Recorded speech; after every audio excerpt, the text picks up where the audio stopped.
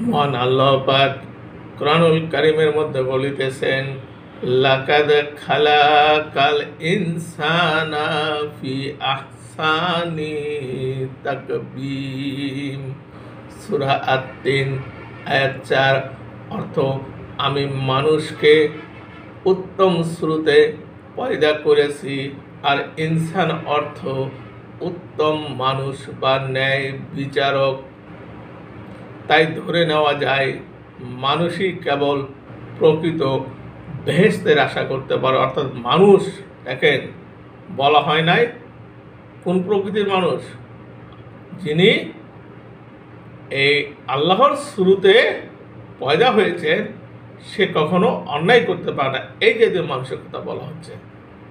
তাই ধরে নেওয়া যায় মানুষই কেবল বেহেশতের আশা করতে পারে, কারণ উত্তম স্রোত কখনো দোজখে যাবে না এবং যেতেও পারে না। আদম স্রোত কখনো যেতে পারে না, এটা আমার ব্যক্তিগত অভিমত। কারণ কি?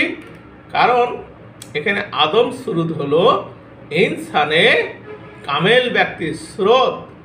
আমরা আদম সন্তান হলো আদমের মতো না। একজন ইনসানে কামেল না হওয়া পর্যন্ত সে আদম কখনো হতে পারে না। যিনি আদম স্রোত অর্জন করেছেন তার স্রোত কখনো দোজখে যাবে না। এটাই হচ্ছে আমার অভিমত, ব্যক্তিগত অভিমতের কারণ।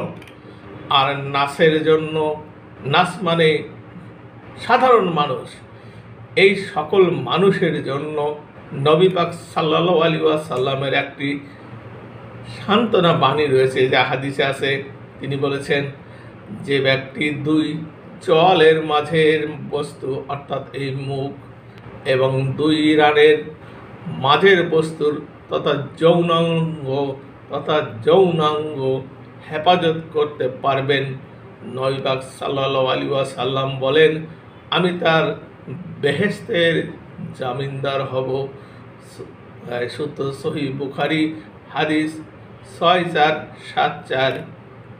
নবী পাক সাল্লাল্লাহু আলাইহি ওয়াসাল্লাম বেহেশতি লোক দেখতে গিয়ে বলেছেন যে, তোমরা যদি বেহেশতি লোক দেখতে চাও তবে যে গৃহে স্বামী স্ত্রীর মধ্যে মিল মহব্বত আছে তাদেরকে দেখে নাও।